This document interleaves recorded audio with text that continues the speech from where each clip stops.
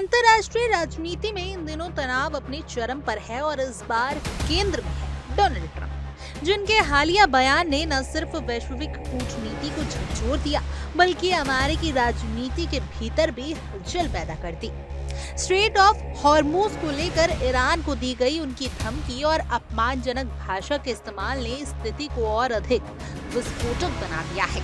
दुनिया के सबसे अहम तेल और गैस आपूर्ति मार्गों में से एक इस जलमार्ग पर तनाव बढ़ने का असर वैश्विक अर्थव्यवस्था तक महसूस किया जा रहा है। बताया जा रहा है कि फरवरी के अंत में अमेरिका और इजराइल द्वारा ईरान के खिलाफ शुरू किए गए युद्ध के बाद ये समुद्री रास्ता लगभग ठप हो चुका है।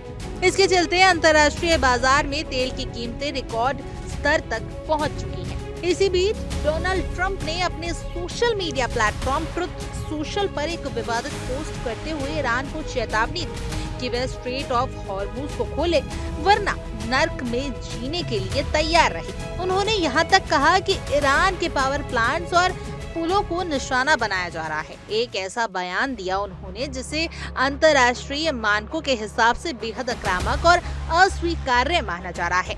इस बयान के बाद अमेरिका के भीतर ही विरोध के स्तर तेज हो गए।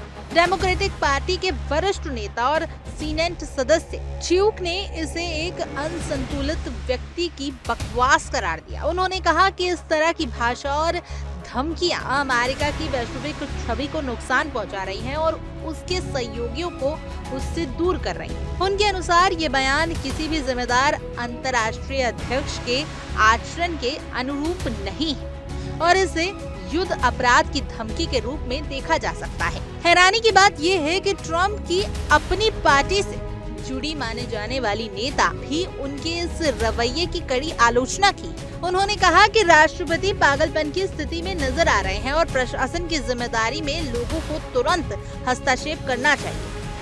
उन्होंने इस युद्ध को बिना किसी सावे के शुरू किया गया संघर्ष बताया और कहा कि इसकी कीमत निर्दोष नागरिक अपनी जान देकर चुका रहे हैं। इसी कड़ी में प्रगतिशील नेता ब्रैनी सैंडर्स ने भी ट्रंप के बयान को खतरनाक और मानसिक रूप से असंतुलित बताया। उन्होंने मांग की कि अमेरिकी कांग्रेस को तुरंत हस्तक्षेप कर इस युद्ध को रोकने की दिशा में कदम उठाना चाहिए। वहीं सीनेटर क्रिस मॉर्फी ने भी कि यदि वह कैबिनेट में होते तो संविधान के 25वें संशोधन पर विचार करते जो राष्ट्रपति को पद से हटाने की प्रतिक्रिया से जुड़ा है। उनके मुताबिक ट्रंप का ये व्यवहार न केवल असंतुलित है बल्कि बड़े पैमाने पर विनाश का कारण बन सकता है। दूसरी ओर अमेरिका ने भी इस पर सख्त प्रतिक्रिया दी है। ईरानी संसद के स्पीकर मोहम्मद बैगर खालिबफ ने कहा कि अमेरिकी राष्ट्रपति की लापरवाह और उकसाने वाले कदम पूरे क्षेत्र को आग में झोंक सकते हैं। उन्होंने चेतावनी दी कि इस तरह की बयानबाजी क्षेत्रीय शांति को पूरी तरह खत्म कर सकती है।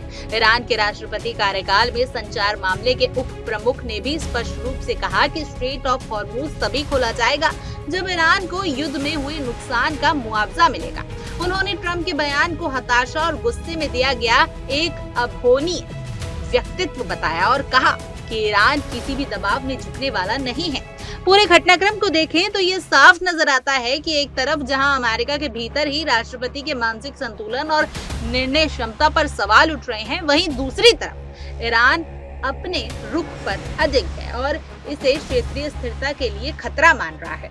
इस टकराव का असर सिर्फ दो देशों तक सीमित नहीं है बल्कि इसका सीधा असर प्रभाव वैश्विक ऊर्जा आपूर्ति, आर्थिक स्थिरता और अंतर्राष्ट्रीय सुरक्षा पर पड़ रहा है। ऐसे समय में जब दुनिया पहले से ही कई संकटों से जूझ रही है, इस तरह की आक्रामक बयानबाजी और सैन्य टकराव की आशंका वैश्विक शांति के लिए गंभीर चुनौती बनता जा रहा है।